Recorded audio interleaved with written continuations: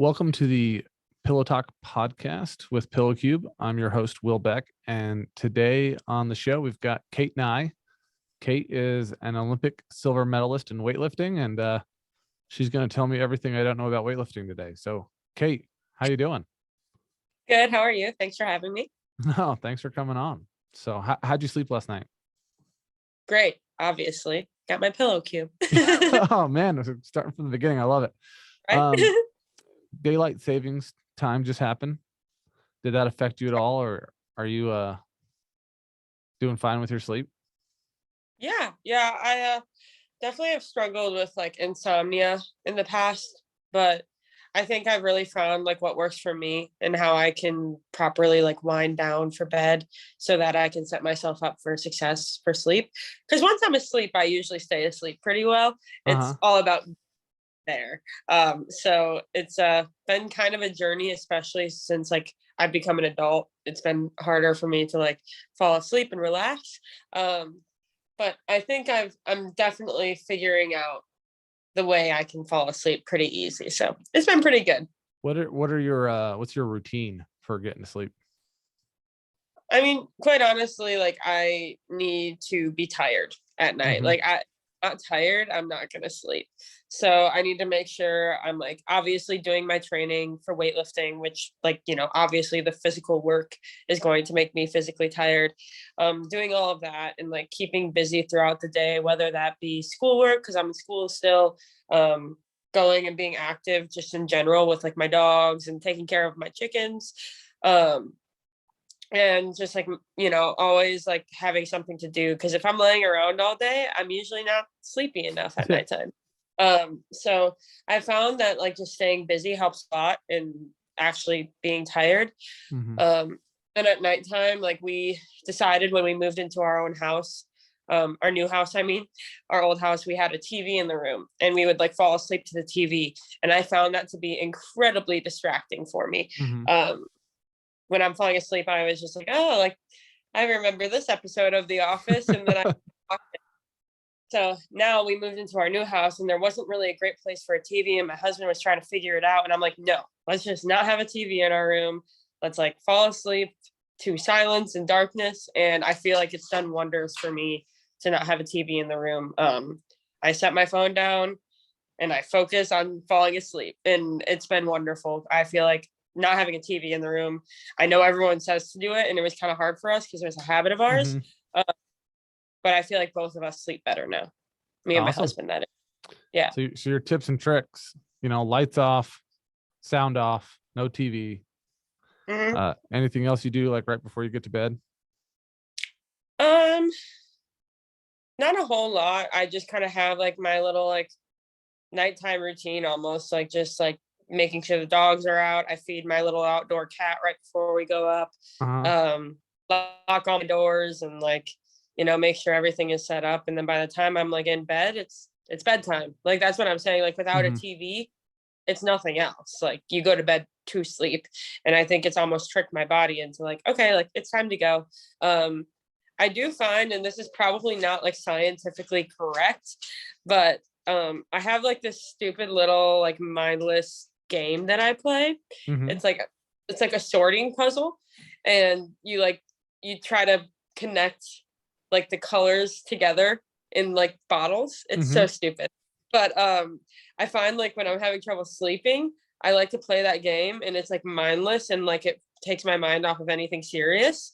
So it just kind of like, and then like I get so bored with it, I end up like falling asleep playing.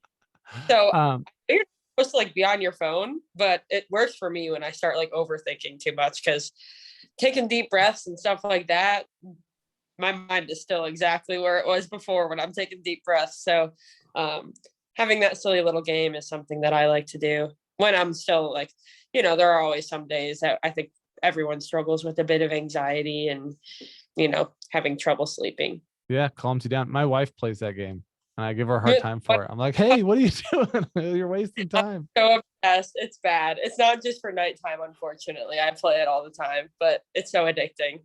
Yeah. And it's mindless, Sometimes you just get too anxious and you focus on something silly. So Yeah. that's kind of I put a podcast on or something right before I go to bed and just kind of like a real boring one or something, just something that I can just kind of Yeah, like get my mind distracted on, and then I just fall asleep in like 2 minutes, And so it's good to have yeah, something that kind of relaxes you for sure. The other thing I've exactly. been doing lately, I sleep with socks on, and No, yeah, no, that's not allowed. that's what they say. But if you look at the studies, like people sleep 10% better wearing socks. I don't know how the math is. They just sleep like longer if they wear socks. And so I've been wanting to try it out, and it's actually worked for me. I feel like I sleep better with it. So Well, that's I there's no way I could sleep with my socks on. I would drive my absolutely not. I'd be like, my toes are trapped. I can't do it. It's all, yeah.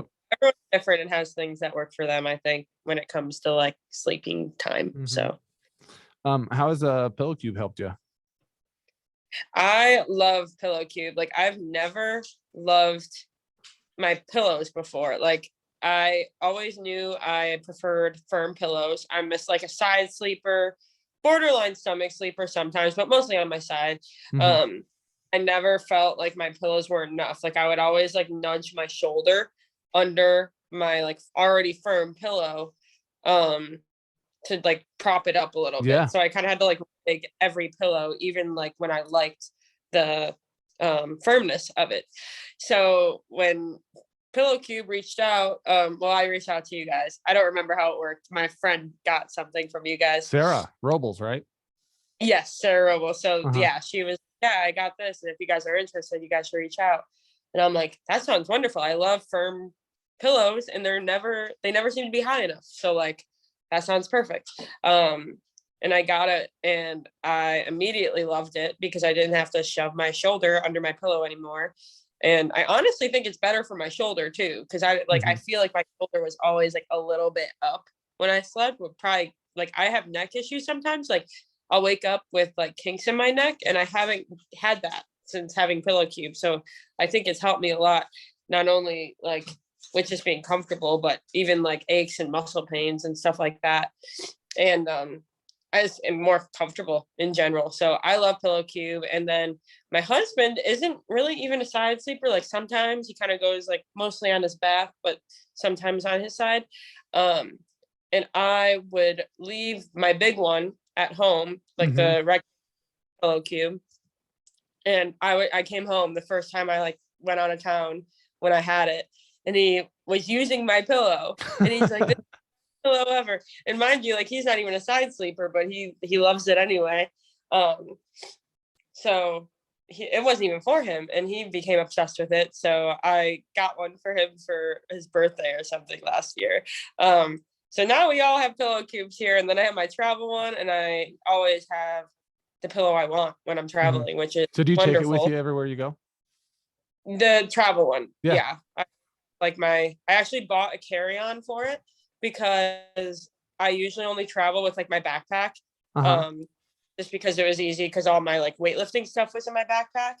And fitting the cube in my backpack with all of my like stuff when I'm traveling was just like, okay. So I bought like roller carry on. So now I have my backpack and my carry on. So that just shows how much I love Pillow Cube because I'm willing to make my travel days a little more difficult to cater to my Pillow Cube. So it's and I honestly like traveling is awful for sleep. Like hmm not only like are you just not in your normal routine and you're in a different place, but usually like the beds and the pillows and the environment isn't great for sleeping no matter where you are.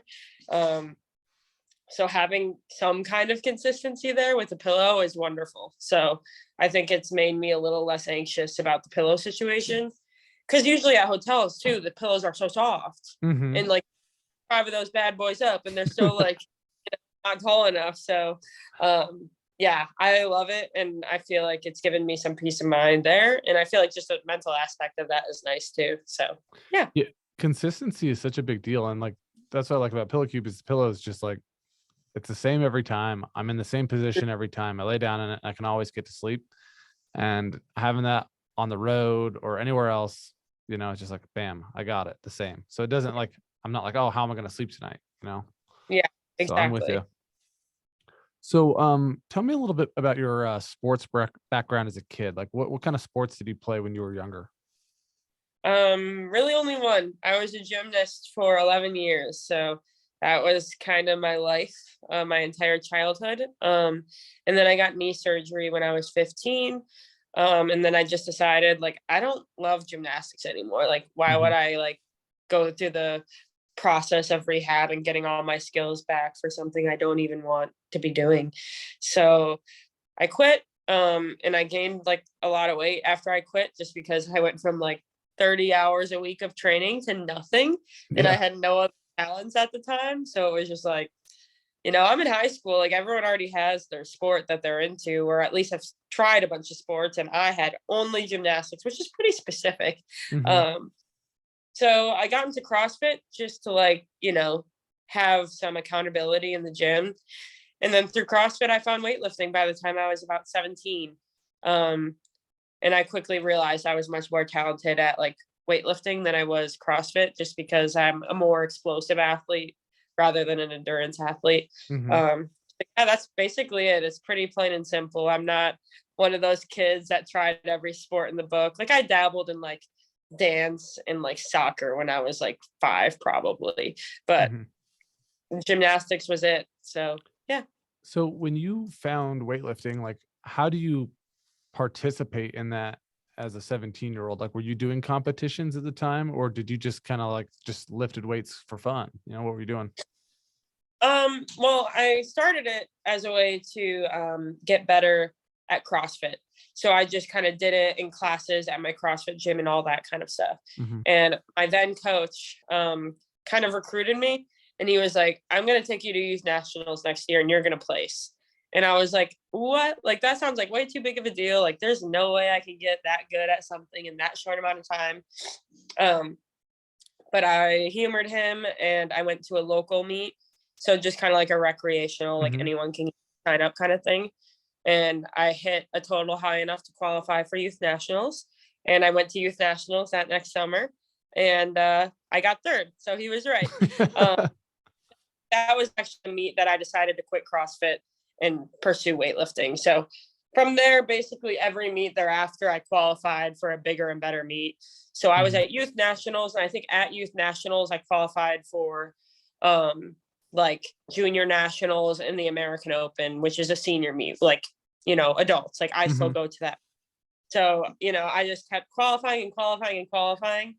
And it was very natural to me. And I was basically just exploding in the sport, and it was just very my thing. It was like all of my talents as a gymnast were coming to life in weightlifting, and I didn't have any of the things that held me back in gymnastics. Like I wasn't incredibly artistic and graceful, Mhm. like in balance beam was so hard for me. So like stuff like that didn't matter. All I had was the explosiveness and power, that was my strength in gymnastics. So I finally found a sport that really catered to my talents, and I enjoyed it. So it was a really cool thing to experience, like falling in love with the sport while also being pretty dang good at it. It was interesting. Yeah, it's cool how much gymnastics prepared you for that and like how you were like on that journey to like get to being a weightlifter, and it's like you may not have ever been the same without that. Yeah, But it definitely um set me up for. how like when you were in school and stuff, like and you won national or got third in nationals, like you come back, I mean, do people know about it? Do people think it was cool? Like Short answer, not really. High school was pretty hard for me, especially towards the end. uh-huh. Being the CrossFitter wasn't necessarily the popular thing to do. And I definitely got a little bit bullied and made fun of for what I did. Especially Mhm. like I know it's getting better now, but even, I was in high school, what, like 5, 6 years ago now. Um, I remember people like commenting on like me like looking like a boy and like trying to be like a man and like Mhm. all these ignorant comments, and like and at the time I didn't think much of it, and I was pretty thick skinned and was able to brush it off, but it still did hurt. Um, and a lot of my old friends were just focused on other things in life, and that's something that you sacrifice as a young athlete that has really big ambitions, that, you know, you're not going to want to party every weekend, because, you know, that's going to really show when you're training. And Mhm. if you keep up training, you're not going to, you know, achieve your goals when you get to a competition. So a lot of my old friends kind of drifted away. I mean, some of them didn't, but a lot of them did. And yeah, when I did stuff like that, like maybe I had a couple friends that were like, "Oh, congrats," but I definitely wasn't like the school's hero. Yeah. Absolutely Uh-huh. no. So So how it did you persevere through the bullying? Like what was like your strength that kind of gave you the ability to keep on rolling? I think I was really raised to, you know, I was raised in, frankly, a very sarcastic household, and like we would always make fun of each other, and like, so it wasn't really like super hard for me to hear these things, because Mhm. we always like made kind of borderline mean jokes to each other. So it was like, oh, okay, like whatever. Uh-huh. And we were malicious, obviously. So it was a little different when people were actually trying to be mean to me.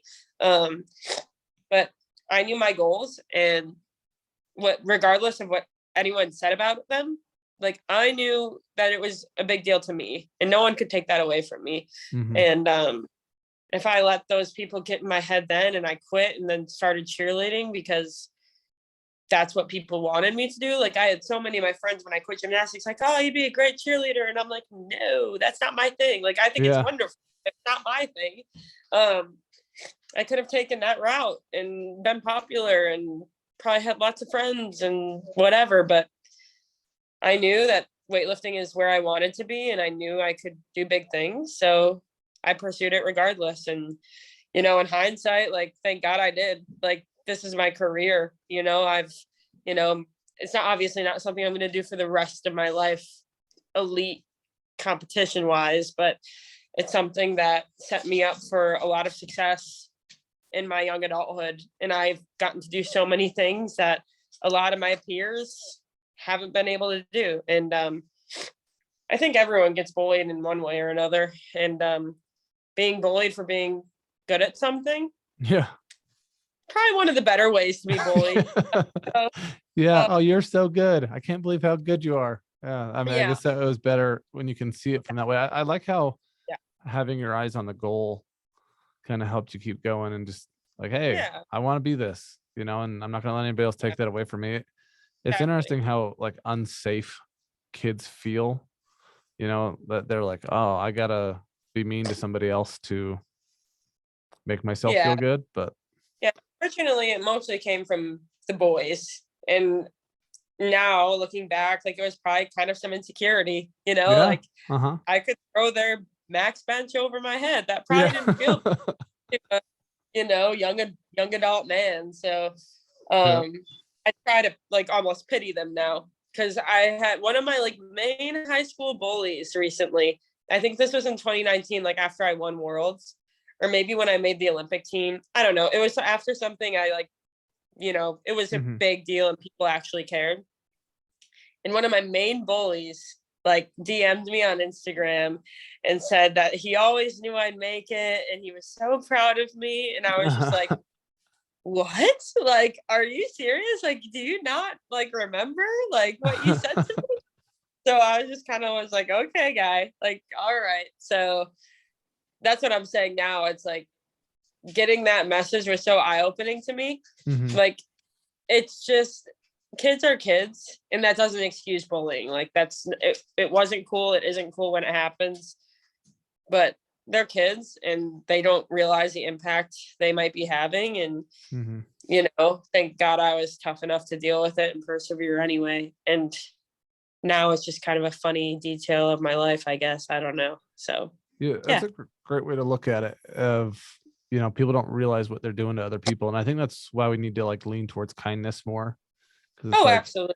if you did that same behavior of like talking to somebody, but you just were like complimentary instead of negative, it's like think about how much you could like lift somebody and build them up. And Yeah. so You have a huge impact. And I wonder that sometimes, like if my peers were more supportive of it back then, like how much better I could have done potentially, if I Yeah. wasn't so mentally down when I went home from school. And Mm-hmm. I was pretty depressed, honestly. And I'm like, maybe I would have like got a little stronger faster. I mean, I Mm-hmm. did pretty well anyways, so it doesn't really matter. But, at least I wouldn't have hated going to school, Mm-hmm. so it is what So it is, though. So one whatever. of the things that I've heard you mention before is kind of some of your challenges with mental health. What have you done in regards to like, I don't know, how I guess what have you done to overcome that? Like, and what have been some of the struggles that you've dealt with? Yeah. I mean, the first step was obviously getting help. And if I'm being honest, it wasn't really my choice. My husband was like, you need to go get therapy now. Like, this Yeah. is not okay. I mean, and it wasn't just like he had this opinion, like, everyone was worried about me. Like, Yeah. I was very, very depressed. Like, I would barely do anything. And it was just not a fun time in my life. What years was this going on? Huh? What year was this going on? It went on for years before this, but Okay. 2019 was when it kind of came to a head. So 2019. yeah, so kind of like the midst of Olympic qualification, like there was a lot of mounting pressure. And this specifically happened after a particularly bad meet. It was an Olympic qualifier and I bombed out, which means I didn't lift. So I was like putting a lot of pressure on myself and, being hard on myself for not taking advantage of that very big opportunity, obviously. And thankfully I was able to make up for it elsewhere. But in the moment, I felt like I had just blew it. So anyway, like I got help.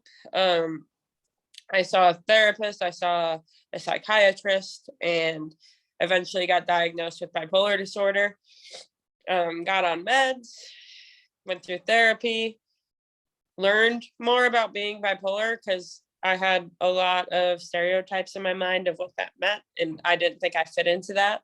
So it took a long time to understand that this like media portrayed version of bipolar disorder is just frankly wrong most of the time. Sometimes it's right, but most of the time it's like incredibly exaggerated, or they don't explain that there are levels to it, right? Like, first of all, there's type 1 and type 2, and everyone thinks bipolar disorder is basically type 1, which is the more severe version. So like there's a whole nother like, level to it that's just a little bit less intense, and it's just not what people think it is. And I've met so many people that are like, and I think this is what made me feel better about it. I've met people or talked to people and they've opened up to me and they're like, oh, I'm bipolar too. And I'm like, okay, like this is making me feel better because I didn't know anyone with bipolar disorder. I've only heard of like Kanye West being bipolar, and like I don't know Kanye West personally. So like when people finally opened up to me and like they weren't public about it and they just told me, or like I just didn't realize they were, maybe I wasn't paying attention. And I'm like, okay, like this is more normal than I think. I'm not some like black sheep.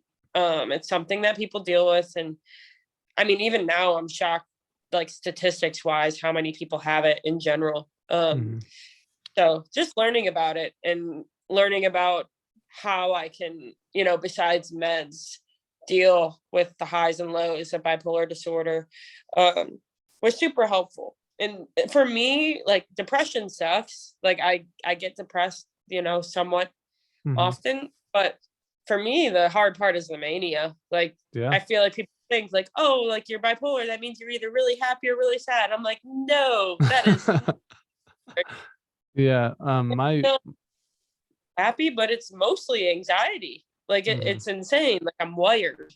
Yeah. Like So my wife was diagnosed bipolar in 2012, actually.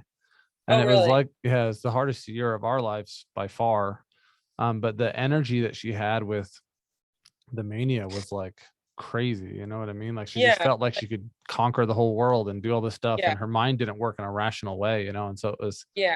And kind you of like feel scary, like sense of control, and like you Mhm. have all this energy, and like sometimes you don't even know what to do with it. And it's like I'm like kind of naturally anxious in general. So like sometimes like I have all this energy and like I see all this, I like my mind starts working like, oh, what can I do? What can I do? What can I do? And then I get like overwhelmed with how much I feel like I need to do it in that moment. Um, don't get me wrong. Sometimes my mania makes me feel like I'm on top of the world. And I'm like, Hmm. yes, like I'm that girl. Like I'm the best at this and this and this, and I can conquer this, this, and this. But most of the time for me, I'm just like not sleeping. I'm like, oh, hyperactive and irritable and impulsive. And that is not fun, you No. know? So that's kind of one of my messages I put out there. Like, you guys need to stop thinking that like mania equals happy and fun, Hmm. because it can be scary and it can be very detrimental to like relationships. Mostly for me, like the way I act when I'm manic is not good, for, Yeah. it's like I'm impulsive, like financially and just in the way I act. You just And kind of like say that, whatever, my wife, I remember she said something to one of my friends where I was like, that hurt his feelings so bad. yeah, Because she was just yeah, really frank. She was just really direct. Like, yeah, it's, yeah, that impulsivity is something that I really stress when I like try to talk on this. hmm. Because it's just not something you think about unless you like know someone that's in it. And like I'll just start being a little mean. And I don't even mean to be. And like Hmm. my husband will be like, are we manic today? And I'm like, you know what, Noah? Maybe I am. So it's understanding that and logically trying to work through it has helped me a lot. Like Hmm. I kind of have my cues where I'm like, oh, like this is, I know I'm going to be manic for the next few days now, and kind of like double checking myself, right? Like, okay, like I know this is how I feel. I'm not going to shop, you Hmm. know, Yeah. like I like my husband to keep me accountable, like, make sure you're checking like our card and like Yeah. so that I don't feel like I can get away with, doing a little shopping spree and like all that kind of stuff. So we've just done a lot to work around our unique problems, because it's not one size fits all either. Like Hmm. I'm sure there's plenty of bipolar people that don't have shopping issues. But for us, that's like one of the things where like that's not okay. Hmm. And me and my husband, especially, like our finances are very intertwined, and like we're very open with each other about how we spend our money. So it's like, yeah, not to get all into that, but just finding the ways to medically intervene, as well as just like how to deal with it day to day in our marriage, with our Hmm. lifestyle, all that kind of stuff. In my opinion, like it's almost been more helpful than the meds, like just understanding myself better. And I never would have understood it unless I got that diagnosis. Yeah. And I think that I really valued in the diagnosis, not maybe in the moment when I was diagnosed, but afterwards, and being like, oh, this is why I'm feeling this way. And it wasn't just this like, what's happening to me today? Like, why am I in this mood? I always just thought it was like a mood, Yeah. it was not a mood. It's, obviously mania. So yeah, sorry, I went on a little bit tangent there, but No, it's, it's great. I love how I open you are about it. You know. think bipolar disorder is something that has so many different levels to it, and there's like so many things you can work on. Like I feel like depression is just depression, Hmm. but bipolar people have depression and mania, so you have to deal with all that and everything in between. So it's been a journey, but I finally feel like I'm in a very good mental place. Like these past few months I've been feeling really good and feel like I'm growing up and figuring it out. And I think I always try to tell people that are struggling with their disorder, like, you will figure it out. If you want Hmm. to, you will. Yeah. That's not to say there isn't bad days, but for the most part, I got it down pretty good. So Yeah. yeah. I love how open you are about it. I mean, when my wife was diagnosed, she had a lot of like kind of embarrassment or shame around it. Like, Yeah. feeling like, oh man, people aren't going to want to let me watch their kids anymore. People won't do this and that. And it's just, but it's a It's hard. sickness. I think that's part of the reason I wanted to be so open about it too. Like I want to make it normalized. Like I want people to know someone that's bipolar and know that we're not these unhinged characters, Yeah. right? Like, that's what I'm saying. Like, that's why I think it's so harmful in the media when the only time you're seeing people that are bipolar is when people are off the deep end. Yep. And most bipolar people, in my opinion, are completely functional human beings, and they can watch kids and they can be great mothers and fathers and, be very responsible employees, So that's why I share my story, because I want people to see that despite having bipolar disorder, I can be successful in weightlifting and have a happy marriage and, one day be a good mom. And yeah, I definitely feel for her in that way, because that's what I thought. I got that diagnosis and I'm like, oh, I'm crazy. Like, I am crazy. Like, that was my first thought. Yeah. And but then I was like, wait, I'm still me. Like, that diagnosis doesn't change anything about who I am. It just puts a label on my mental health. So I empathize with that a lot. And I think the more that people talk about it, the more we won't have those stereotypes just solidified in our brain, watching the Joker and being like, oh, anyone that has bipolar disorder is like the Joker. Like, Yeah. that doesn't help anyone. And I love that movie, don't get me wrong. But as I was watching it, I'm like, oh, look, another character that people are going to think of immediately when you say you're bipolar. And that's hard. So I feel like we need to counteract that by normalizing it and bringing it back to earth a little bit. This is what it looks like in real life. And it doesn't mean that you're broken. It doesn't mean that you have a problem. It's just like, hey, how can you find a way to live your life better and have some healing and, just deal with the problems, like my wife had a shopping thing too. And it's like, that's a pretty unmanageable thing when you're like buying crazy amounts of whatever and spending all this money. And then you can kind of get, I mean, for her, meds were a big part of her journey that just kind of helped her find a peaceful, happy place, and just kind of looking for symptoms beforehand so that you can deal with them and not get too far one way or too far the other way, so. I think it's, you can be, the listeners, like, it's something that can be very difficult, but for the most part, most people live with it and you might not even know. So, yeah. So let's talk a little bit about 2019. You said that was like the kind of the midst of your kind of mental health challenges, but at the same point, when I was like looking you up, I saw that you were like the IWF, like female weightlifter of the year. So amidst all these like health challenges that you're having, like, how did you have that kind of success? I feel like they kind of went hand in hand, in that I had a ton of pressure on me that year. I was very much the underdog. I was going after basically our top weightlifter spot. I was in the weight class where we had like our queen bee.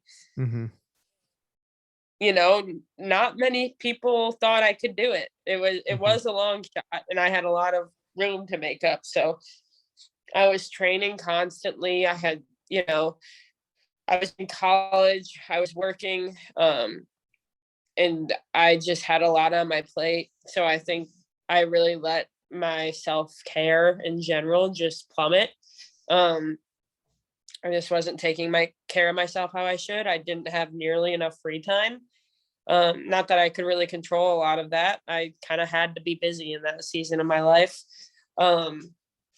So I think by the time Cuba rolled around in like July or August or something like that, and I had bombed out, it was just kind of like the straw that broke the camel's back. It was like, I am so burnt out and tired, and like I was successful like 2-3 competitions before that. I was killing it, like all-time best performances with every single performance I had.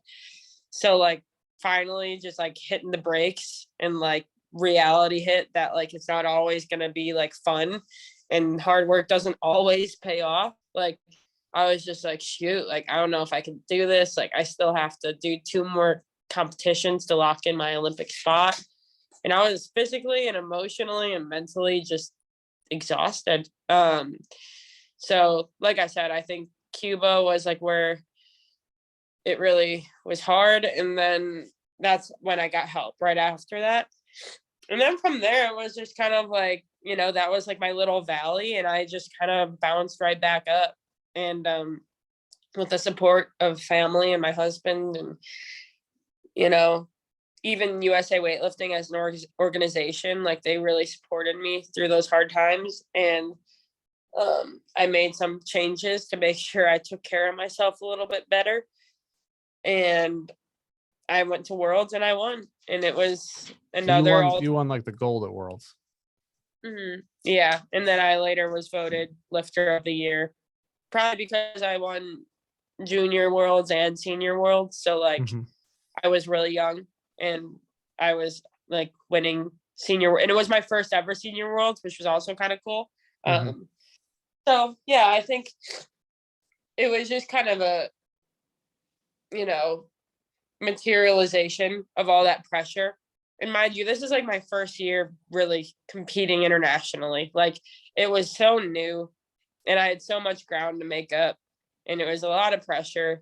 And every meet felt like it was a little more pressure, because as I was doing better, the more of a contender I was for the Olympics. So even though I was like getting like more solidified in my position on the Olympic team with every meet, it was like, okay, like this one like is going to get you in a good spot, and this one, if you do well here, it's going to basically guarantee it. And like every time it was just like there was always something to do, there was always someone to beat, and it was tough. And I was, like I said, still kind of learning how to be a weightlifter. Like I had a whirlwind of a career in the beginning there. So how old were you then?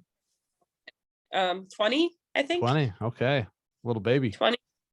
Yeah. So like, mind you, like I'm still in college, and like I was only in the sport for 3 years, and I'm at Worlds, like trying to win gold, trying to make an Olympic team. Even now, I'm just like, how did I pull it off? Like I have, but I'm thankful I pulled through, because the pandemic was a whole nother challenge, like training wise, not having competitions and all that. But I feel like the pandemic especially allowed me to grow as an athlete. Like I finally felt like confident in my lifting. Like after the like main part of the pandemic, I started going back to competitions in early 2021. And I'm like, okay, like I feel like a weightlifter. I don't have imposter syndrome. Like I feel like I earned my spot, and I feel I am one of these lifters. Because even at Worlds, where I literally won, I was just like, this is a mistake. Like I could go out there and not make a single lift. Like I'm gonna forget how to snatch when I'm up there. So like it was a really whirlwind of a journey, and I feel like a lot of it was just meant to be, and a lot of luck and a lot of hard work. And now I'm at the point where I feel like a veteran, and I feel like I deserve my spot, and I know what I'm doing. And it's fun to watch people that like are how old I was then. And I'm like, well, them like kind of like same thing. Like there's a girl in my weight class that's 19, and she's coming after me, man. She's so talented. And I'm just like, you remind me so much of me when I was that young. Like she's just insane. Like she doesn't think, and she just goes. And that was me. So yeah, it's been a crazy journey, but that's cool. Here so more things. One of the things about weightlifting is I didn't really know how it was scored. Do you want to kind of tell everyone like how do you score? Like if you're in the Olympics, like how do you determine who gets the gold? Is it just whoever lifts the most? And yeah, so it's pretty simple. We have snatch and clean and jerk, and in the Olympics at least, there's no medals for snatch and clean and jerk alone. You only get a medal if you place in the total. So they add your best snatch and your best clean and jerk. That was a good lift, obviously. So tell me what snatch is, and then tell me what clean and jerk is. So both of the lifts, the object is to get the bar from the floor over your head. Difference between them is snatch has a bit of a wider grip, because you put the barbell from the ground to overhead in one fluid motion. So it all happens at once. Okay. Jerk, on the other hand, is basically 2 lifts, so clean and jerk. Yep. So it goes ground to overhead and it stops at your shoulders. So you bring it to your shoulders, you usually take a couple breaths, and then you put it Throw it up. overhead. Mhm. Yeah, usually in a split. Like you put one foot in front and one foot in the back. Not everyone does that, but most Mhm. people do. And the clean and jerk is usually the heavier lift. Always the heavier lift. Because you don't have to put it all up at once. So yeah, you medal if your best snatch and your best clean and jerk. Together? On the top 3 at the Olympics. So I think that's about it. You get 3 attempts at each. So 6 lifts total. Okay. And your form, everyone always asks me, do you get judged on form? No. There's no points for looking good. Yeah, I mean, there's specific like rules, obviously. Like it's not as simple as if it's overhead, it's a good lift. Like there's press out rules, which means like your elbows can't bend and like you have to wait for the down signal to drop it. So like there's little things like that, but it doesn't affect your score. It just affects if it's determined a good or bad lift. So professional weightlifters, can you make enough money that that's your career, or do you have to work on top of that? How does that? I don't think I know anyone that just off the bat became professional and could live off of it. It's something that you need to work up to, but I am very comfortably a professional weightlifter and I don't have another job. That is to say, I also do a lot with social media. Like I always say, like I'm part-time athlete, part-time influencer, because that's how it feels. I make plenty enough money just purely off weightlifting, like USA weightlifting stipend. Team USA gives me bonuses occasionally, like when I do good at Worlds. It's enough to live a very modest lifestyle, but it's enough to but if I want to be like comfortable and like I can like put money in savings and afford fun things like animals and buying a house and stuff like that, I need to do social media. So I make about half of my money from stipends and half of my money from sponsorships and brand deals and stuff like that. So yeah, I mean, I think we live in a world now where athletes can get really creative with how they make money. It's not as simple as, you have to have a contract with the NFL. You can get really creative. And I do lots of things. I sell posters.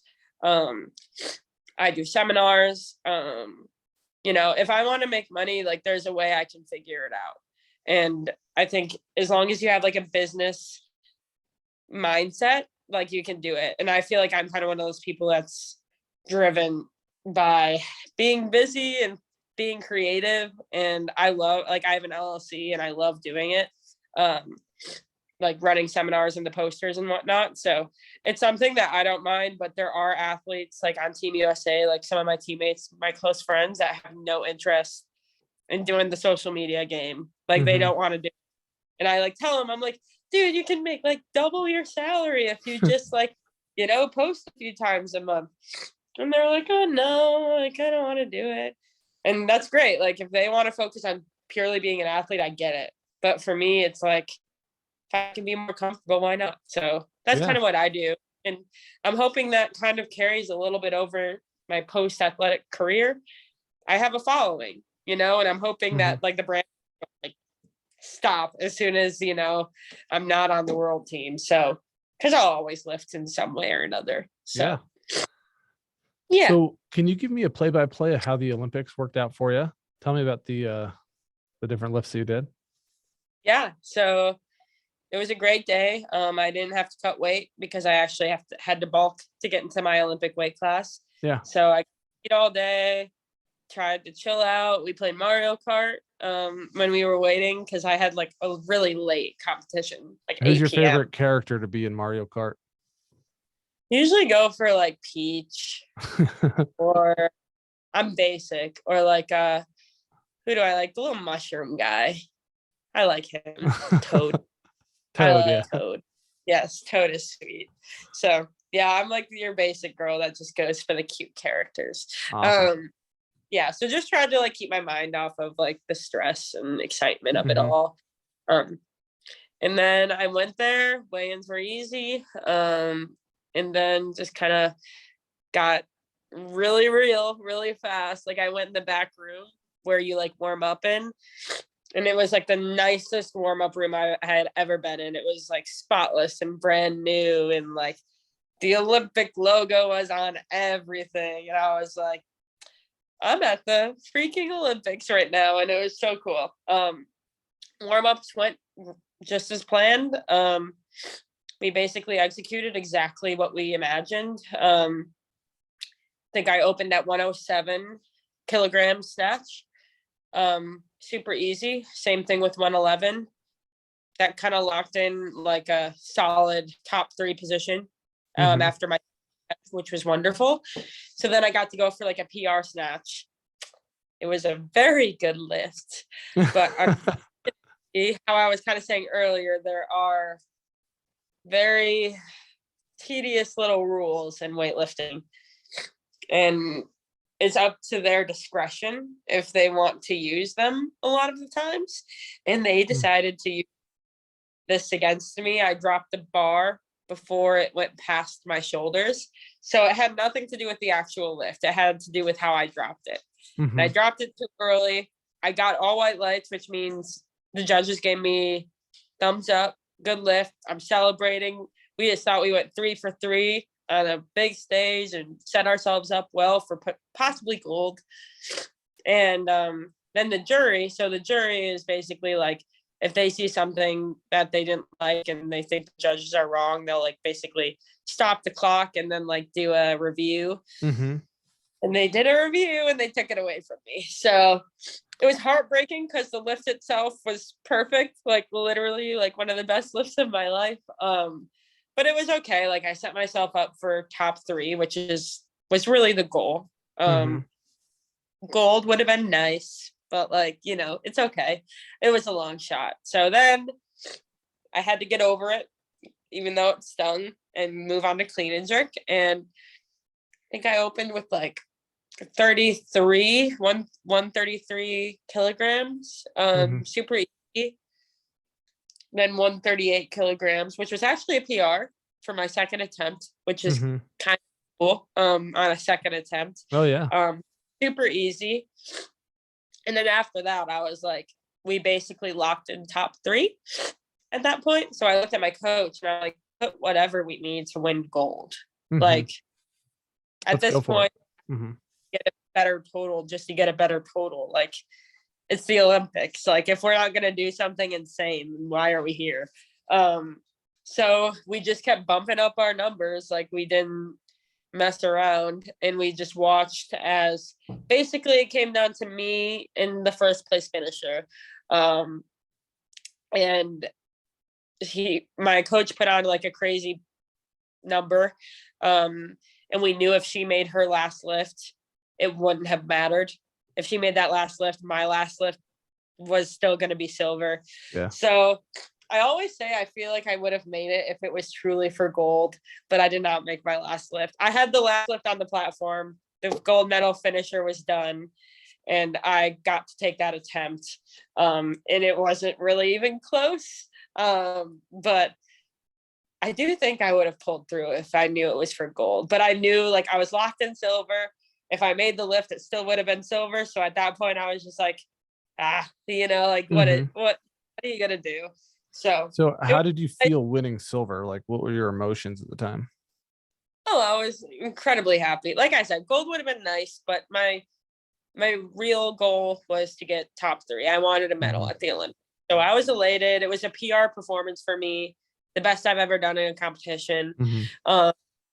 And it was fun. Like I had fun. And I got off the stage after doing it, and we just kind of were like happy for a second.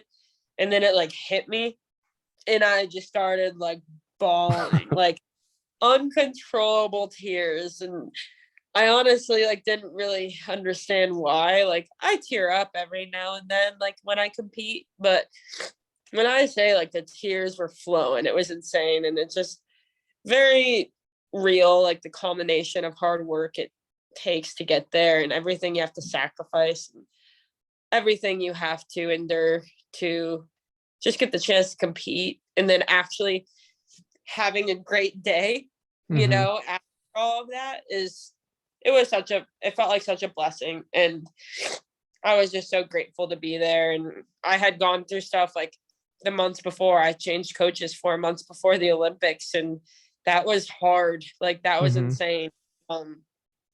So yeah, it was incredible. And it like makes me like almost tear up thinking about it, because it's one of the best moments in my life. Yeah, I mean, you think about it, you spent thousands of days preparing for that. Just all of your hard work, all of your, even your gymnastics, the way you eat, the way you lift, and then Yeah. your like mental health challenges in between that, and like the bullying as a kid. And then it's like you reach kind of the top. And then you Yeah. have this moment where, I can tell the listeners that, that was like the best Olympic result for anyone in the US in like over 20 years, right? And Yeah. so it's Yeah. We like, got gold medal in 2000, but yeah. I was the first ever silver, which is pretty cool for America. So yep. yeah. So Kate, she's the silver. Nobody else can have that right now. That's hers only. Yeah. And so like I can't even imagine the kind of emotion. I just feel like everything just happens all in this one moment, and you're like, wow, I did it. It was cool. It was awesome. Mhm. Well, that's awesome that you gotta achieve that. So what advice do you have for people that are looking to get into weightlifting? I think the earliest days are the hardest days, in my opinion. Because once you get like a general understanding of weightlifting, it's all about just like grinding and getting strong and doing the work. But in the beginning, like it's such like a mental fight to like teach your body how to move around a barbell. Like it's not just doing a squat or a bench. Like there are so many different things you need to focus on when you're lifting, and the earliest days are hard. So I always tell people like give it time. Mm-hmm. Um, I feel like most people don't love it right away, and they just do it to do it. And then over time, once you like start seeing changes and you start getting those PRs, it becomes like this addicting feeling. Um, and it is so rewarding. And if you want those feelings, you're going to have to be a little patient. So I always just say be patient. Find a coach you like, find a community you like, and get hi Dan. Puppy My came dog. over and said hi. Yeah. He's like, this is enough. You need to give me attention. Anyway, yeah. So I just say be patient, enjoy the process, and don't take yourself too seriously. I feel like I see people put so much pressure on themselves, and it makes it less fun. Like Mm-hmm. you should be it. So yeah. Yeah, that's good advice for life. If we're working hard, time will sort things out, but it takes a while for things to kind of get the way you want. So, Yeah. how do you define whether or not you're a success in life? It's funny. I've been seeing a lot of videos about this, like how you define success. And I think for me, I think as long as you are financially secure, whatever that looks like for you, just like the base, like I'm not too worried about money, Mm-hmm. and you're happy. Like I think that's all it really takes. Like I don't need to be rich to be happy. Like I just Mm-hmm. want to be something I'm passionate about, and right now I'm definitely doing it. Like, and that's what makes me happy. Like I feel successful. Regardless of if I go to my next competition and don't do well. Um, I've I've built a life for myself, Mm-hmm. and I'm financially stable and I'm happy. So like what else can I ask for? Yeah. So yeah, I'd say that's basically it for me, but I also think success is subjective, you know. Some people probably don't think they're successful until they're a millionaire. Which I think is valid, like whatever you think it is, I think it is. Yeah. It's I think you determine your own success, whether you are or you're exactly, not, and exactly. one of the things I think is most successful about you, I listen to you talk about your relationship with your husband, and like kind of the partnership that you guys have. And I'm like, that to me is success, is having somebody that you can be with that's like on your team and you guys are like supporting each other. That's a big, Yeah. for me, like relationships. What do other people, like the people who know you the best, what do they think about you? Do they love you? And are you guys like treating each other well? And Yeah, that's definitely part of it as well. I like that a lot. And like I said, I feel like it's super subjective. Like I can feel very successful in some areas of my life and feel super not successful in some of my other areas in life. And it's not just like, are you successful, period. Like it's, you know, I feel like it's fluid, and depending on where you are in life, success might look different. So I Mhm. think it's whatever you want it to be. And I feel like it's almost a feeling to be successful, more or less, unless you're completely delusional, but Yeah. art. So I've got a couple of more lighthearted questions for you. Okay. What's your favorite TV show? Game of Thrones, probably. I'm Hmm. a huge Game of Thrones nerd. I love it. Okay, total nerd. You like dragons a lot. I love dragons. Big into my dog is actually named after uh the mother of dragons, Daenerys. But we call her Dany. But Okay, yeah, makes it easy. What's your favorite cereal? I don't like cereal. Okay, what's your favorite breakfast food? Okay, this is bad. I don't really like breakfast. Um okay, I actually do like a cereal. I like cinnamon toast crunch. I Oh like that yeah. one. When was the Yes. last time you That had it? Is it good for your diet, or is that not approved? I can basically eat anything. I just count macros, so I have like a certain number of protein, fat, and carbohydrate grams I have per day. So Hmm. I can basically fit anything I want. It might just make the rest of the day harder to work, So I I also just don't love it, so I wouldn't Yeah. want to make that. I'd rather have a brownie. And then if you could meet any one celebrity, who would it be? Um, oh, that's a good question. Mm, I feel like this is so hard. I feel like I'd like to meet someone that I feel like is not only like fun and cool and I'd want to meet them, but also they do a lot of good. Yeah. Like they give. So I guess when I think of that, I think of like maybe even like Dwayne Johnson, The Yeah. Rock. The Rock. Because he's like my favorite actor or anything like that, but someone that has not only built like a platform but has done a lot of good, and everyone kind of loves them, and Hmm. they give back, and they have like crazy just like they're just successful, like they just have so many businesses and Hmm. whatever. Like I kind of want to talk to someone like that just to like see how their brain ticks. Like yeah, it'd be cool, like, oh yeah, I talked to The Rock, but I also like got some like advice and inspiration of like how he became The Rock, So like I don't know. That's just Yeah. like first person that came to my mind. But if I'm You being could. quite frank, anyone from Game of Thrones, I would like lose it. And I'm not one like I met celebrities before. Like I've met like pretty like important people that most people would freak out about, and I typically I'm like, oh, they're just people. Like why is it like such a huge deal?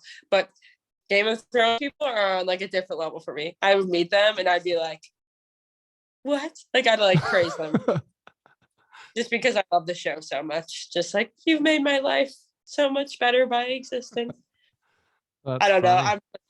I'm like So outing myself. Game of Thrones or The Rock, if you're listening, reach out to Kate, say hi. Please. um Who Jon Snow, Kit Harington. I'd like to meet him. I, if I ever meet him, I'll introduce you. So what's next for you? Like what's the what are your next goals? um I'm trying to graduate from my bachelor's degree this year, which is kind of more or less like on the top end of my list. Hmm. School has been like a, I don't know. It's always been a priority, but not the priority. So this Hmm. year is I'm, getting it done. And other than that, I just competed and I qualified for Pan Am's, and I basically put myself in a really good position to qualify for World. So I only have those meets left for the year, which is wonderful. I don't have to compete a ton. but those are both pretty big meets. So preparing for that and finishing my degree. Awesome. Well, hey, congrats on the degree. Good luck at Pan Am's. Good luck at Worlds. You know, we're excited to see all that you do, and we'll keep cheering you on. If you ever need another travel pillow or something, hit us up. We'll take care of you. We're really proud of you. So Love thanks pillow. for hopping on the podcast and sharing your story. And you know, we're grateful. So thanks a bunch. Of course. Thanks for having me. Okay.